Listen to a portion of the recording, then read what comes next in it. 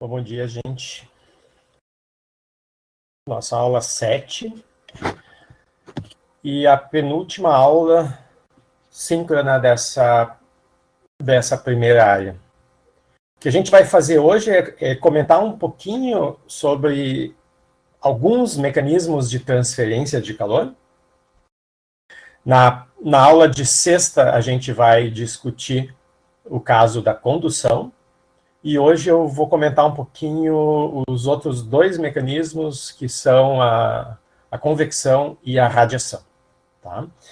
Então, a gente falou calor que um corpo ganha, calor que um corpo perde. O que a gente vai falar hoje é como, né? Quais são os mecanismos usados que pode acontecer isso, né? E, basicamente, os três podem ser ilustrados ali pelo que acontece numa garrafa térmica, né?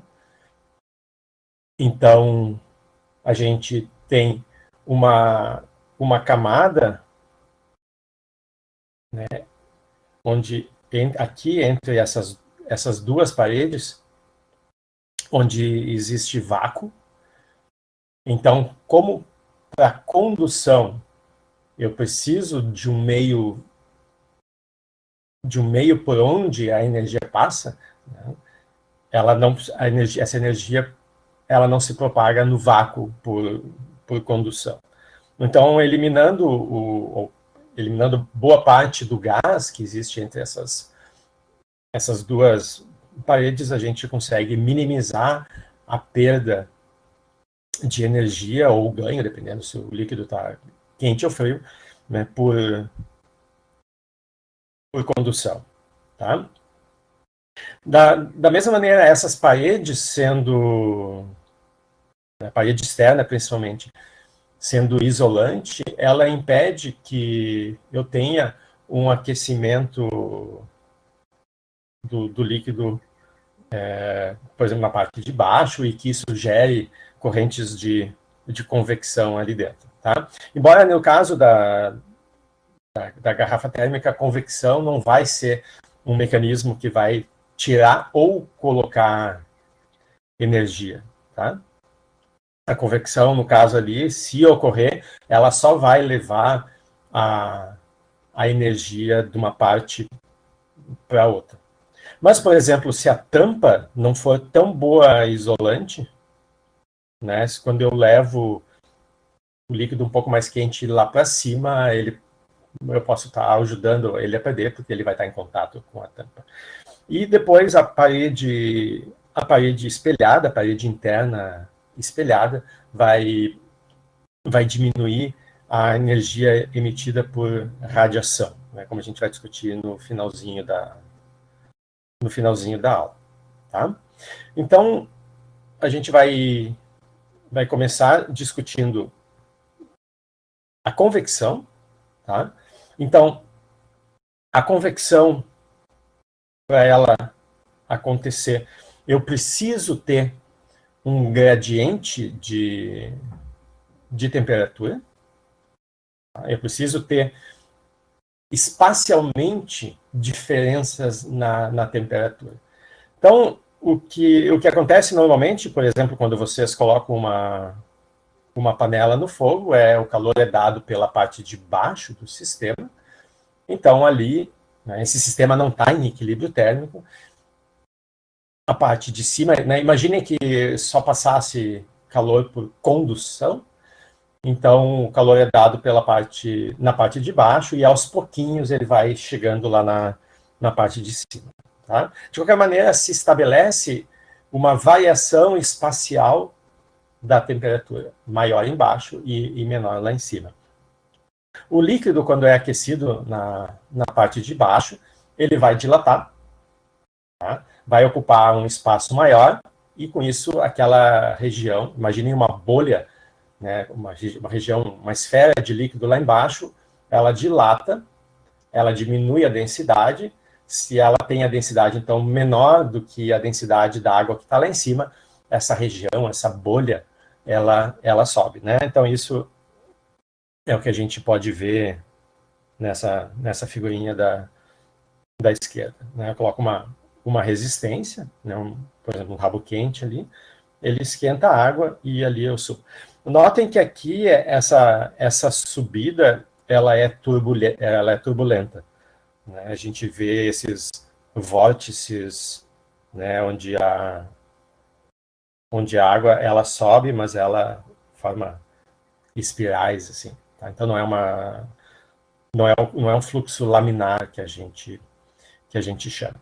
Bom, para que o líquido suba, e essa subida ela é acompanhada de uma descida, né? Então aqui sobe, depois a gente não enxerga, líquido desce aqui e líquido desce aqui. Então esse processo causado pela diferença de temperatura na vertical forma essas correntes de convecção. Né? E como eu disse, essa corrente não precisa ser bonitinha, ela pode ser turbulenta, como a gente vê nessa imagem. Mas o que é essencial aqui é que isso só acontece na presença de gravidade. Tá? Por causa da gravidade, que se eu pego uma certa região dentro do meu sistema, né, a pressão que eu tenho na parte de cima é diferente da pressão que eu tenho na parte de baixo, e o sistema, então, tem uma diferença nas forças, tem uma força resultante, uma força líquida aplicada aqui, e ele acaba subindo. Se não tem gravidade, não tem essa diferença de pressão, e não tem nada que faça com que as bolhas subam, tá? Então, por exemplo, se eu fizer lá na estação espacial, essa figura é antiga, então ela indica, né, o Space Shuttle aqui, né, o ônibus espacial. Então hoje a gente faria na estação espacial. Lá a gente já não verifica já não observa essas correntes de convecção.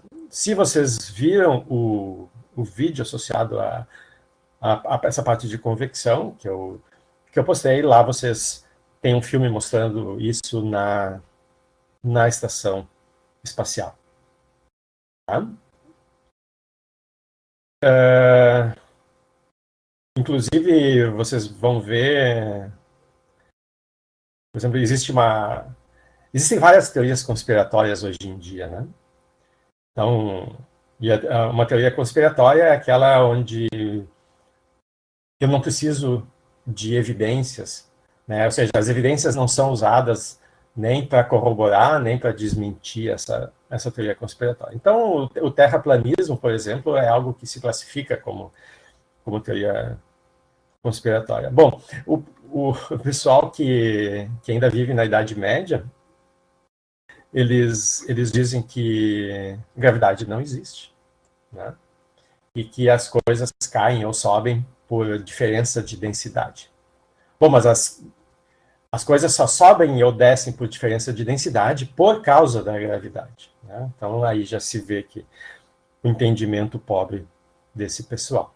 Tá? Bom, outro exemplo de convecção então, é o que existe aqui, por exemplo, esse fenômeno que está associado ao nome do Rayleigh e do Bénard, ele mostra, por exemplo, que as correntes de convecção elas não precisam ser únicas. Né? Isso aqui funciona mais ou menos como aquelas engrenagens que são encaixadas uma nas outras, né? E eu posso ter uma sequência de várias. Mas as duas que sobem aqui, eu não posso ter uma subindo e uma descendo. Né? Então, duas engrenagens, aquelas rodas dentadas, elas sobem, no meio entre elas, essa região sobe, mas do outro lado do disco elas descem. Né? Então, elas fazem esse movimento. Então, na presença de diversas correntes de convecção, eu vou ter o mesmo efeito. Aqui, todos eles sobem, e aqui eu tenho as duas descendo. Né? E isso acontece não é para qualquer diferença de temperatura. Se eu começo a aumentar a diferença de temperatura, eu vou destruir esses rolos, né? Desaparecem o que a gente chama, então, de células convectivas, e eu me aproximo mais daquele comportamento lento que a gente viu ali em cima. Tá? Bom, Essas correntes de convecção, elas existem não só na escala da nossa panela no fogo, mas elas existem em escala planetária ou ainda maior, né, dentro do nosso Sol. Na escala planetária, a gente tem dois grandes exemplos de correntes de convecção, de células convectivas. Uma são as células na atmosfera. Então, um planador ou um pássaro, né, vocês veem, eles se aproveitam dessas células, por exemplo, para ganhar altitude sem gastar energia batendo as asas, né? Então, pegando uma corrente ascendente de ar, eles podem subir e depois, para descer, também não precisam bater as asas, porque eles podem planar, né? Então, pássaros que viajam longas distâncias, eles precisam gastar energia para se mover na horizontal, mas na vertical eles podem se aproveitar dessas correntes convectivas. Pessoal que voa de planador também, né? Ou asa delta, pode aproveitar e permanecer mais tempo no ar utilizando a energia dessas correntes ascendentes. Numa escala ainda maior, na atmosfera, a gente tem as correntes ascendentes que ocorrem ali na região do Equador, porque por receber mais radiação solar, a temperatura é mais alta, então ali o gás, né, a superfície esquenta, aquece o ar e ele sobe e acaba descendo mais numa latitude mais alta, tanto no hemisfério norte quanto no hemisfério sul. E se vocês olharem no vídeo lá, vocês vão ver que esse ar quente que subiu do Equador, onde ele desce, já aqui nos trópicos, né, por ele ser quente e seco, ele vai acabar aumentando a probabilidade de que naquela região o clima seja desértico. Então, se vocês pegam aquela imagem do mapa do globo, né, planificado ali, né, então se vocês olham aquele mapa que mostra a vegetação, vocês vão ver que na linha dos trópicos, tanto no hemisfério sul quanto no norte, é onde tem a maior concentração dos desertos, tá? Exatamente por essa queda de ar quente nas regiões. Todas essas correntes, elas formam, obviamente, um sistema muito, muito complexo, mas são elas que determinam e influenciam o clima em todo o mundo, né? Então, por exemplo, o clima que a gente tem aqui na região sul, ele é influenciado pelas correntes que vêm do sul, que vêm da Antártida, mas também pelas que vêm do norte, né? O São Paulo, o Rio também. Então, toda a umidade que vem lá da Amazônia, ela vai deixar de vir se a gente mudar o comportamento dessas correntes. E uma maneira de afetar e alterar o comportamento dessas correntes é desmatando e queimando a Amazônia. Então, os efeitos não vão ser sentidos só localmente, mas vão ser efeitos globais. A gente vai ter alterações no clima em larga escala, aqui também, né? Exatamente porque a gente está perdendo a Amazônia. Então, normalmente, os efeitos da humanidade sobre o clima, eles são globais, né? E a gente já não há nenhuma dúvida da influência do homem sobre o clima, né? A parte os negacionistas, os conspiracionistas, né? Esse pessoal maluco todo, né? Mas existe consenso científico. Consenso científico significa o conjunto das evidências mostra isso, não é a opinião dos cientistas, né? O conjunto das evidências mostra a realidade das mudanças climáticas e a gente tem sentido a intensidade dos máximos e dos mínimos, né? As mudanças climáticas não significa só aumento de temperatura. A gente vai sentir temperaturas mais altas, temperaturas mais baixas, recordes para um lado, para o outro, e tempestades mais fortes. Então, clima extremo é o que a gente espera como consequência das mudanças climáticas, e isso não há mais nenhuma dúvida, a menos o pessoal que ideologicamente, né, nega por motivos de agenda, né? Agenda política. Bom, o segundo grande exemplo de convecção na Terra são as correntes de magma, né? Talvez vocês nunca se deram conta, mas nosso planeta ele é como uma bolinha de ping-pong. A gente tem uma crosta sólida, mais ou menos da espessura da casquinha da bolinha de ping-pong, o resto tudo é lava. Tá? Então, é um pensamento, né? Uma informação que nos faz dormir tranquilos à noite. Tá? E o que acontece é a gente tem produção de calor no interior da Terra. A gente tem, por exemplo, o decaimento radioativo, que continua gerando calor, né? E aqui na superfície é onde a região, e ainda além disso, né, tem o calor primordial, toda a energia que ainda está armazenada desde a formação da Terra, porque como é um corpo muito grande, demora muito tempo para perder, por exemplo, por radiação, né? Porque para a energia da Terra sair do planeta, tem que ser por radiação. Né? A gente tem vácuo em volta, não tem condução nenhuma. Tá? E isso é um processo que acontece só na superfície, então aquele calor lá de dentro demora muito para chegar na superfície e sair. Então, a região da superfície tem uma temperatura um pouco menor, o que faz, então, a presença desse gradiente de temperatura faz com que apareçam correntes de convecção. A corrente de convecção ela não vai muito profundamente aqui, porque começa a ficar bastante denso e aí já não tem mais movimento. Né? Então, o núcleo bem interno é sólido, mas perto dele já é muito denso. Então, nessa faixa, que eu não lembro agora qual é a espessura, mas são algumas centenas de quilômetros, a gente tem essas correntes de convecção, e como antes, elas funcionam como aquelas rodas dentadas, né? Elas fazem assim, mas como no experimento que eu comentei, eu vou ter outras correntes de convecção. Então, por exemplo, aqui eu estou fazendo movimento anti-horário, então a célula que vai aparecer do lado aqui vai fazer movimento horário. Nessa aqui, eu estou fazendo movimento horário, então a célula que vai aparecer aqui vai fazer movimento anti-horário. E assim a gente dá a volta no planeta. Então, lá no vídeo, vocês devem ter visto uma animação disso. Então, quando dois desses rolos fazem assim, eles carregam junto. Né? Vocês podem ver isso, por exemplo, fazendo bolo no liquidificador.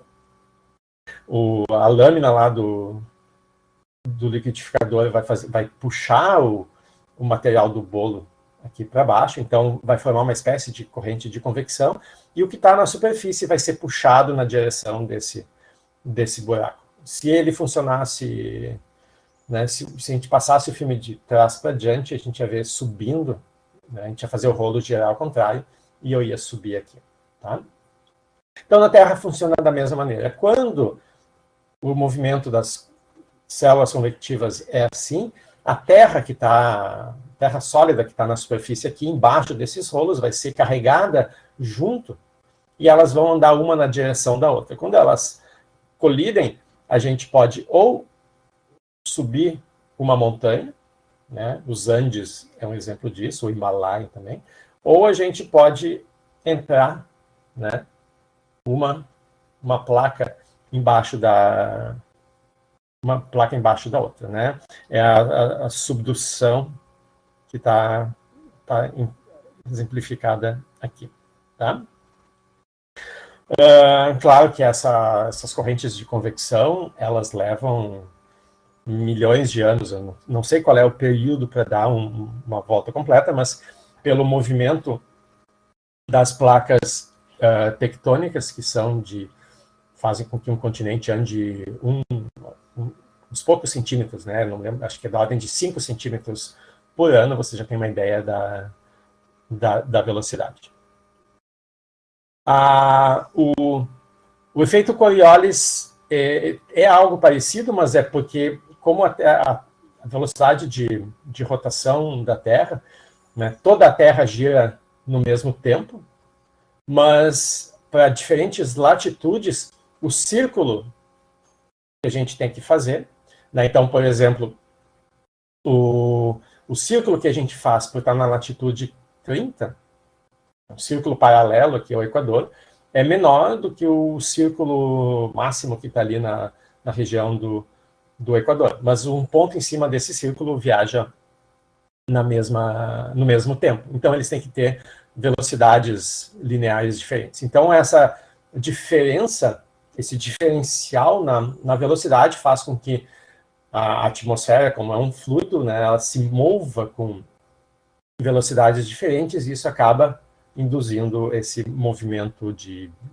tipo vórtex, né? Então, assim, o efeito Coriolis não é causado pela diferença de temperatura, por esse diferencial de velocidades por causa da velocidade diferente em função da latitude. Não está relacionado com as correntes de convecção, que são na vertical e provocadas por diferenças de temperatura na vertical. O mesmo tipo de corrente de convecção que a gente vê aqui na Terra, a gente vê no Sol. Tá? Então, aqui tem uma fatia do Sol. De novo, eu tenho diferentes células convectivas, uma do lado da outra, né? Então, as orientações aqui elas têm que encaixar. Então, uma no sentido horário, tem que ser vizinha de uma outra aqui, de um lado no sentido anti-horário.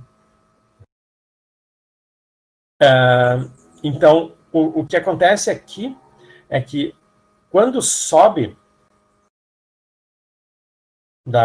então o material, o plasma que está subindo aqui, ele é mais quente, e à medida que ele sobe, ele vai esfriando e vai sendo empurrado para cá. Aqui, mesma coisa. Então, o material mais frio, ele se acumula nessas regiões aqui, entre as células.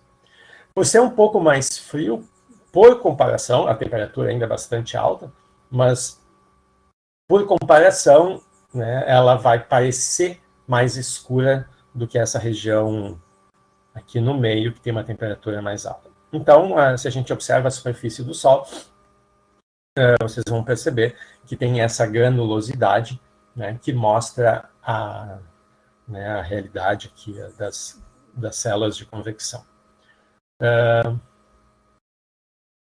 Então, Jesus pergunta sobre o momento de inércia da Terra. O momento de inércia da Terra é uma quantidade, vocês viram lá na Física 1, né? Ela é uma quantidade estática, ela não está associada, ela é importante para a gente estudar o movimento, né, a cinemática e a dinâmica de rotações, mas ela é uma propriedade como a massa, né? A massa, ela vai ser importante quando a gente aplicar uma força para entender a cinemática e a dinâmica de translação, né? Da mesma maneira, o momento de inércia, ele vai dar informação sobre como a massa agora, que não é um ponto, mas ela ocupa o volume da esfera, né, essa esfera de 7.000 quilômetros onde a gente vive, essa massa se distribui em todo esse volume. O momento de inércia me dá informação de como essa massa se distribui em relação ao eixo de rotação, né? Se eu tivesse toda a massa colocada na casquinha, se fosse uma casca esférica, ia ser outro momento de inércia, tá? Então, o momento de inércia não está relacionado com esses outros efeitos. Tá? Então, aqui o Sol é outro exemplo. A outra coisa que eu comentei aqui e mostrei lá no vídeo, é que a gente normalmente pensa em correntes de convecção associadas a fluidos, né, a líquidos e gases. A gente normalmente não pensa em sólidos. Bom, existem correntes de convecção em sólidos, mas não em sólidos contínuos, né? Se eu pegar uma placa de concreto,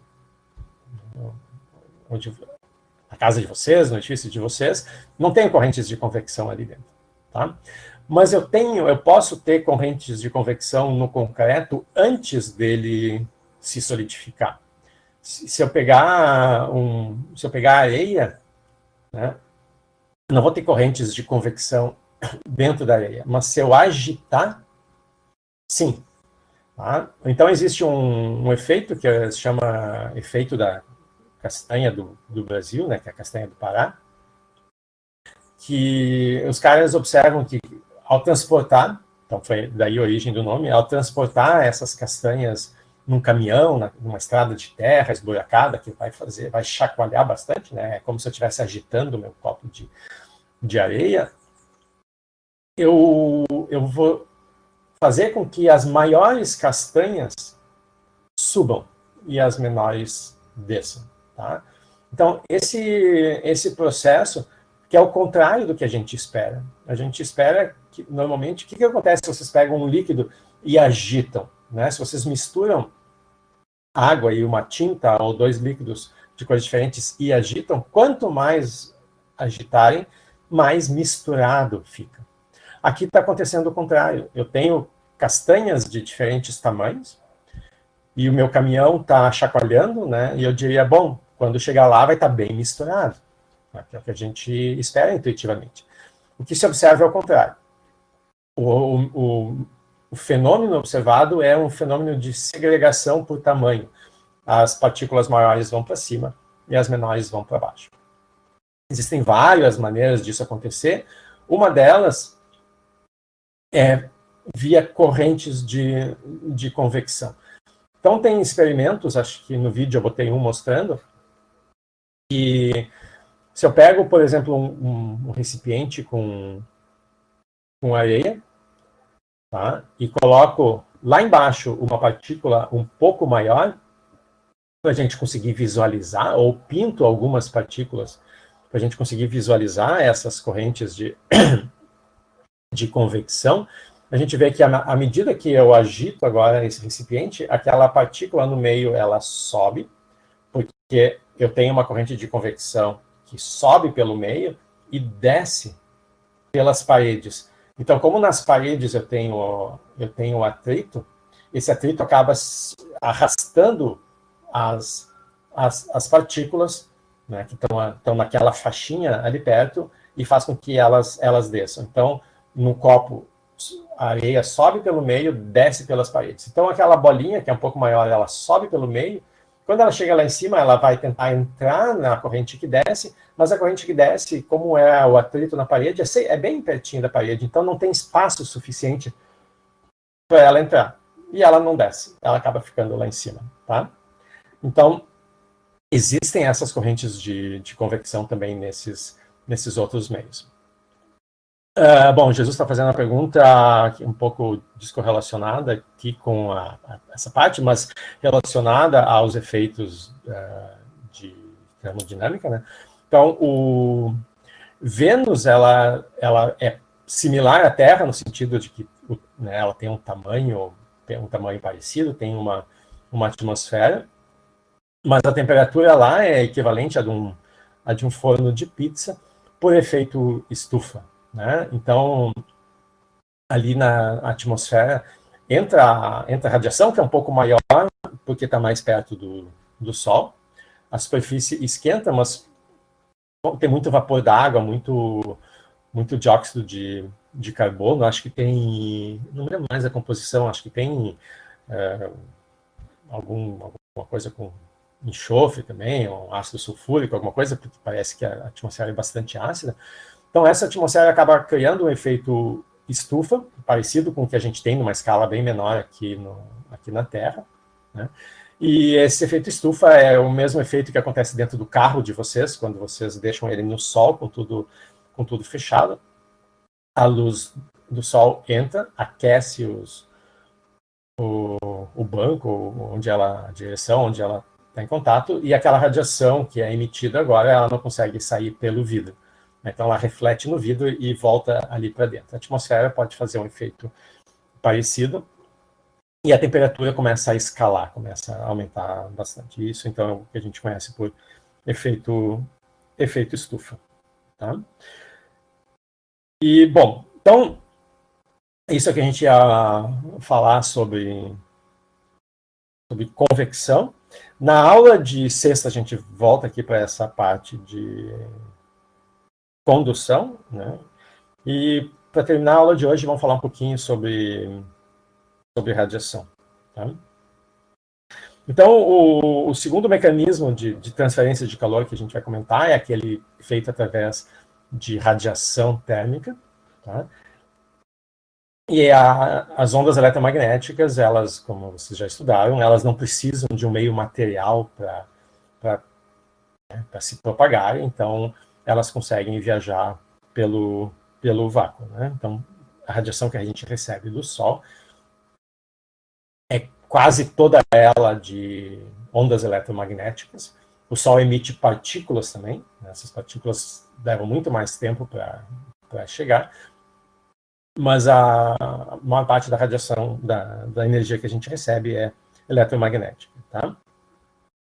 E o que a gente sabe é que todo corpo emite radiação eletromagnética desde que ele tenha alguma temperatura.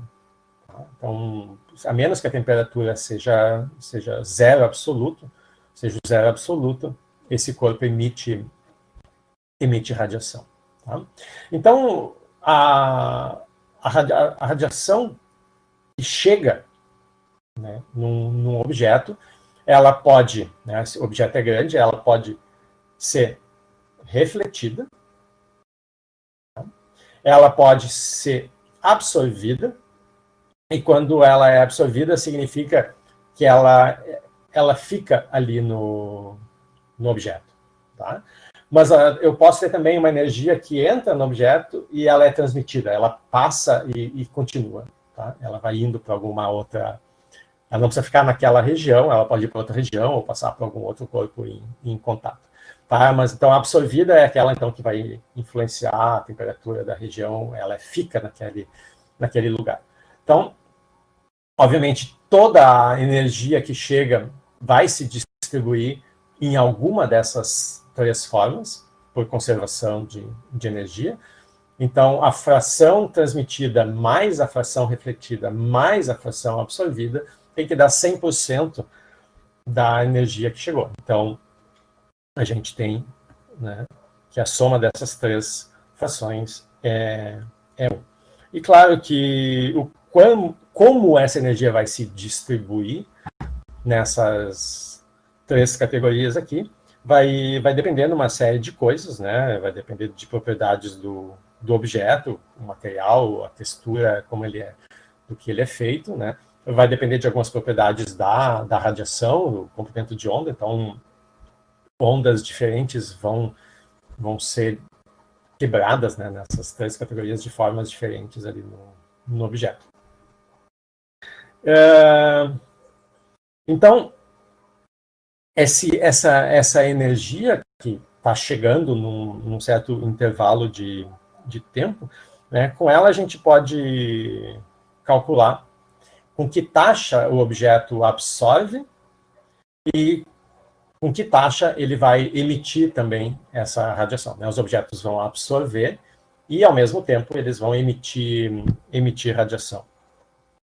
Então, o que a gente sabe é que a taxa, né, como eu disse antes, todo objeto que não esteja a temperatura zero vai emitir, que é o que a equação 18 aqui está nos dizendo. Né? Basta que esse T aqui não seja nulo para que eu tenha uma certa taxa de calor sendo emitida, esse Zinho aqui, no tempo, tá? Que vai ser diretamente proporcional à temperatura, mas a temperatura é elevada à quarta potência. Tá? Vai depender também da superfície do objeto. Quanto maior for a superfície, a emissão é feita via superfície, a radiação não tem como sair lá do meio, do miolo do objeto, né? Ela tem que passar pela superfície, então vai depender de A.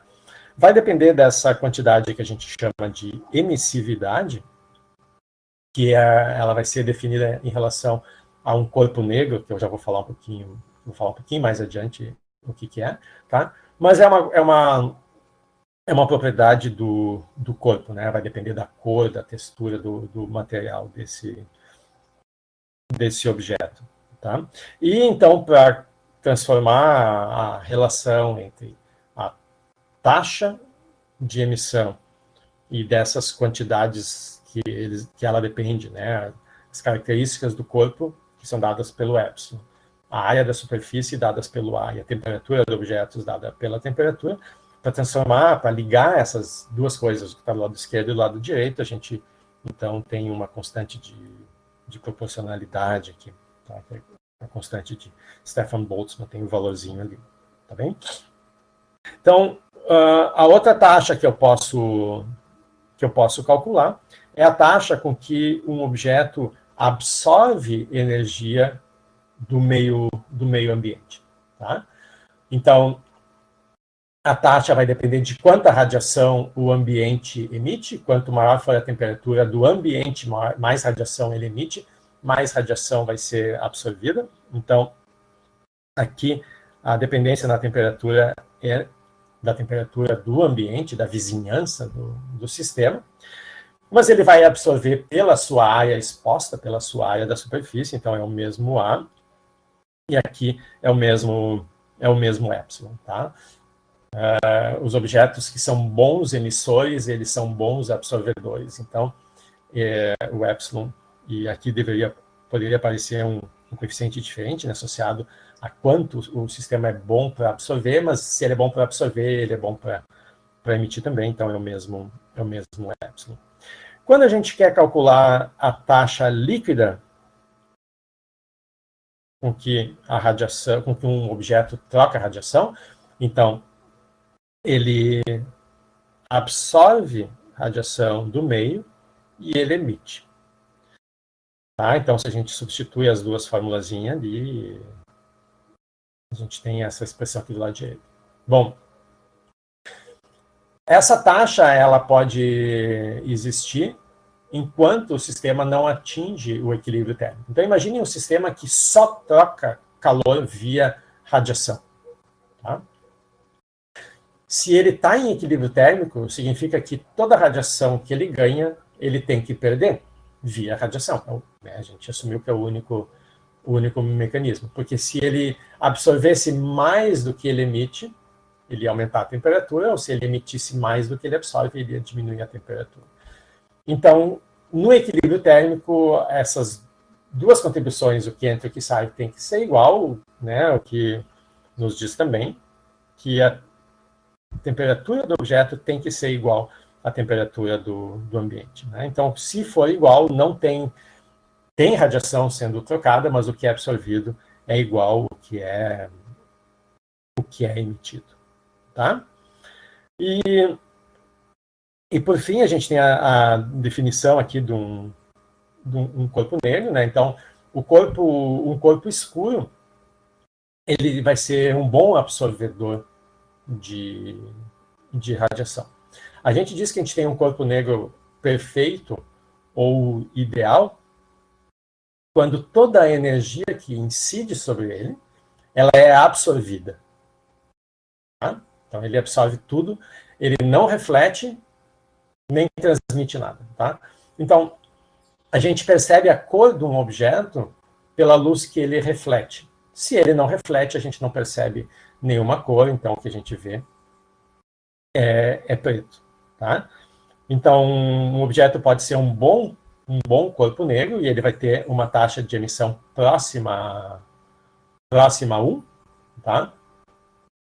Sim, um buraco negro, eu acredito que pode ser um corpo negro ideal.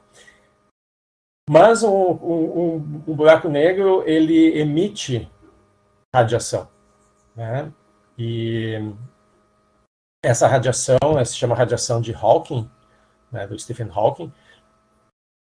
E existe uma região em volta de um buraco negro, que é o horizonte dos eventos, que é tudo que tiver mais próximo do que tiver dentro dessa região cai no buraco negro, e tudo que tiver fora não, né, não necessariamente tem o seu destino selado, né? E nessa região existem alguns processos que criam matéria e antimatéria, e isso emite radiação, tá? Então essa radiação pode, eu não sei se já foi detectada, né? Mas em princípio sim, ela pode ser, o buraco negro pode emitir alguma coisa, né? Então eu não tenho certeza se ele é considerado um corpo negro perfeito. Corpo negro perfeito, em princípio, como é uma idealização, ele não deve existir, né? Então talvez o buraco negro ele possa ser um muito bom candidato a corpo negro ideal, mas a gente nunca vai chegar aos 100%, né? Assim como não existe uma superfície sem atrito, aqui é a mesma coisa, tá? Então, esses objetos, eles não refletem nem transmitem nada, então toda a energia é absorvida, e da mesma maneira que eles são bons absorvedores, eles são bons emissores, né? Então, de novo, para manter o equilíbrio entre a energia que chega e sai, né? Existe a lei de Kirchhoff, tem várias leis de Kirchhoff, mas aqui no caso de radiação é a que mostra que a emissividade e a capacidade do objeto emitir e a capacidade dele absorver são iguais. Se eles são bons emissores, eles são bons transmissores, tá? O sigma na equação é simplesmente uma constante. Essas constantes, elas, né, por que não basta o epsilon? O epsilon é uma quantidade adimensional e que a gente define em comparação com o corpo negro. Então, um objeto que emite tão bem quanto um corpo negro, ele vai ter emissividade 1, né? Então, vocês pegam o objeto que vocês têm e pegam um objeto do mesmo tamanho, do mesmo formato, da mesma temperatura, mas só que de um corpo negro. Se eles emitem igual, então o nosso objeto tem emissividade 1. Se o nosso objeto emite metade do que um corpo negro nas mesmas condições emite, ele tem emissividade 0,5. Então, a gente divide a quantidade de energia emitida pelo nosso corpo pela quantidade emitida pelo buraco negro nas mesmas condições. Isso define a emissividade.